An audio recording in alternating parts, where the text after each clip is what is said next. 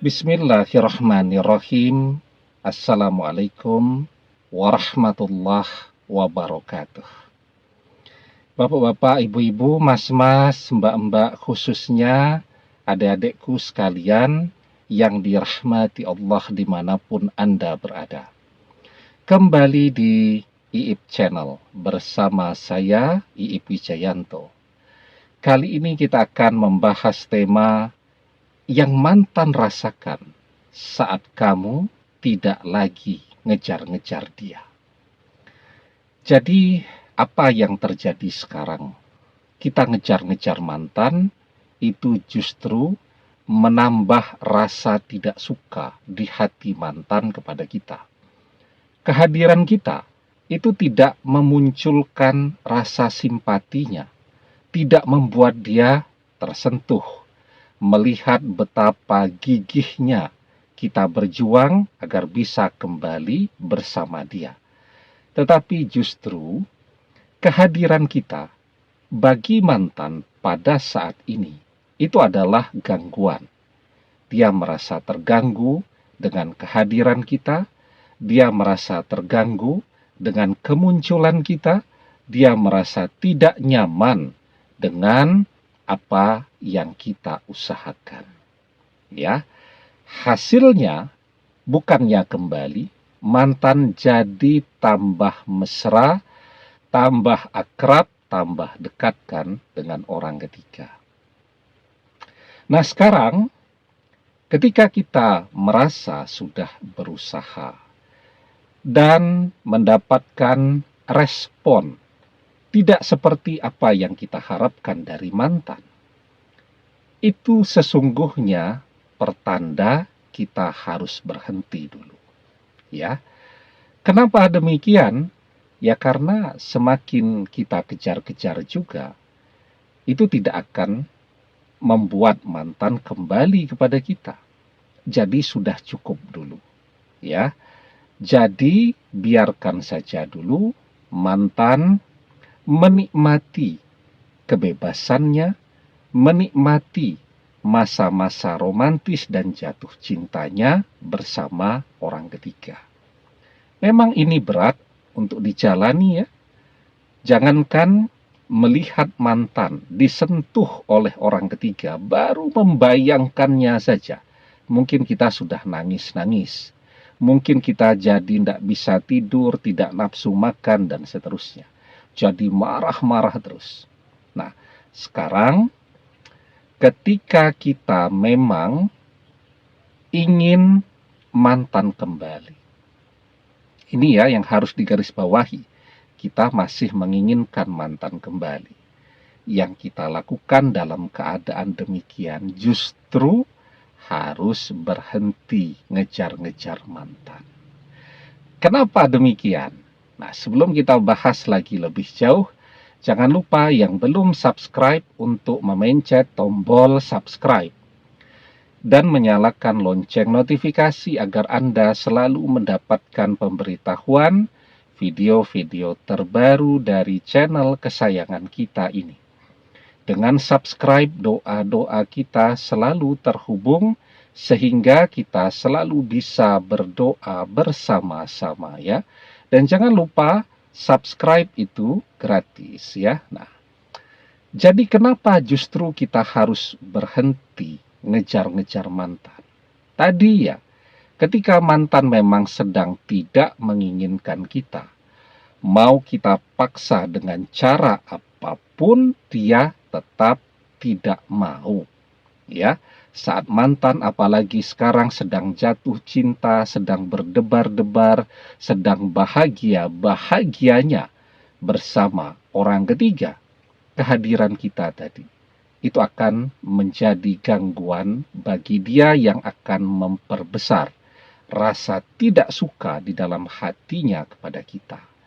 Nah, ketika kita berhenti mengejar-ngejar mantan, apa manfaatnya? Dan apa pula yang mantan rasakan? Manfaatnya jelaskan, kita menghemat begitu banyak waktu, begitu banyak tenaga, begitu banyak energi itu, kemudian juga menghemat pikiran kita, sehingga bisa kita alihkan untuk hal-hal yang bermanfaat untuk kita. Pertanyaannya tadi, kalau kita membayangkan mantan disentuh oleh orang ketiga, kita sudah jadi nangis-nangis. Bagaimana sekarang dengan nasib kita dan mantan? Kan mantan sekarang bersama orang ketiga, pasti disentuh oleh orang ketiga. Nah, karena itu jangan dibayangkan. Kalau memang kita mau membayangkan mantan, bayangkan mantan balik kepada kita. Jangan bayangkan mantan disentuh oleh orang ketiga. Ya, bayangkan mantan balik kepada kita. Kalau perlu bayangkan di sekeliling mantan itu ada tabir cahaya yang mengelilinginya, yang melindunginya, sehingga tidak ada satu orang pun yang bisa menyentuh mantan. Ya, yang bisa membuka tabir cahaya itu hanya kita, sehingga hanya kita yang bisa menyentuh mantan. Ya, kalau yang kita bayangkan mantan disentuh oleh orang ketiga, di dunia nyata yang terjadi akan jauh lebih dari itu. Tetapi ketika yang kita bayangkan mantan kembali kepada kita, yang kita bayangkan di sekeliling mantan, ya, ada tabir cahaya yang memagarinya, yang melindunginya, sehingga mantan tidak bisa disentuh oleh siapapun kecuali kita. Maka itu pula lah yang akan terjadi dalam kehidupan mantan. Ya, orang ketiga mau menyentuh mantan jadi berubah pikiran. Ya, mantan mau menyentuh orang ketiga jadi berubah pikiran. Nah, jadi itu cara juga sebenarnya untuk memagari mantan dari jauh. Apa yang kita pikirkan itu adalah doa. Idza tamanna ahadukum falyaksir fa innama yas'alu rabbahu azza wa jalla. Ketika salah seorang di antara kalian berangan-angan, maka perbanyaklah, karena sesungguhnya ia sedang meminta kepada Rabb-Nya, Allah azza wa jalla. Apa maksudnya perbanyaklah berangan-angan? Jadi kalau berangan-angan itu perbanyak berangan-angan yang baik. Nah, agar kita tidak membayangkan mantan disentuh oleh orang ketiga, ya jangan mengintip Instagram mantan. Kalau di Instagramnya mereka foto gandengan tangan dan seterusnya, jadi kepikiran kita.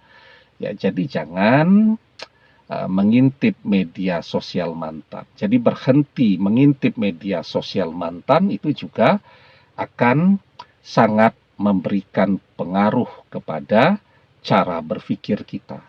Padahal apa yang kita pikirkan itu adalah doa. Nah, tadi ya pertanyaannya pada judul kita. Apa yang mantan rasakan ketika kita berhenti ngejar-ngejar mantan? Ya, dia akan awalnya mungkin merasa nyaman, merasa bebas, merasa senang. Kita tidak hadir dalam kehidupan dia. Awalnya, ya. Tetapi seiring perjalanan waktu, minggu berganti bulan, dia mulai mendapatkan kekecewaan bersama orang ketiga, dia mulai merasakan pengkhianatan, dia mulai merasakan ego, dia mulai merasakan dimarahi, bertengkar setiap hari. Maka di fase atau titik-titik paling rapuh dalam hidupnya, bagaimana manusia bisa bertahan? Dia akan memanggil kenangan-kenangan indah. Dan kenangan-kenangan indah itu kan ada saat masih bersama kita. Seperti saat orang sedang lapar. Untuk mengurangi rasa laparnya, apa yang dia lakukan? Dia membayangkan sedang makan. Nah, ketika mantan sedang berada pada titik rapuh itu, dia akan memanggil kenangan indah bersama kita. Dan ketika semakin sering dia dikecewakan, semakin sering pula kenangan bersama kita itu dia panggil, ya, untuk memberikan perimbangan kepada batinnya yang sedang tersiksa bersama orang ketiga. Nah, maka semakin sering dia mengingat kita, di situ rasa rindu akan muncul kembali. Rasa butuh kehadiran kita akan hadir lagi. Dan dia bisa berpikir dengan jernih. Dia baru tahu bahwa bersama orang ketiga itu tidak enak. Bersama kita itu adalah yang terbaik dalam hidupnya. Itu yang mantan rasakan ketika kita berhenti mengejar-ngejar dia.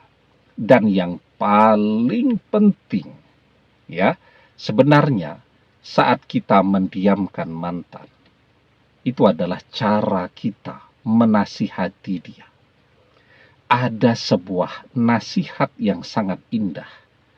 At-takabbur alal mutakabbir sodakoh. Sombong kepada orang yang sombong itu adalah sedekah. Jadi saat kita sombong kepada mantan, itu sesungguhnya kita sedang mengajarkan tentang cara hidup yang benar, yang baik kepada mantan. Ya, jadi orang itu tidak boleh memutus silaturahmi, tidak boleh sombong, karena ketika kita disombongi, itu rasanya sungguh tidak enak. Semoga mantan menjadi lebih dewasa dan menyadari ya bahwa dia sudah memilih sesuatu yang tidak tepat untuk dirinya. Dan semoga dia menyadari bahwa yang terbaik untuknya adalah kembali kepada kita. Terus berdoa agar mantan menjadi jodoh kita selamanya dunia akhirat. Demikian, semoga bermanfaat. Wallahu a'lam bissawab, billahi taufik wal hidayah. Assalamualaikum warahmatullahi wabarakatuh.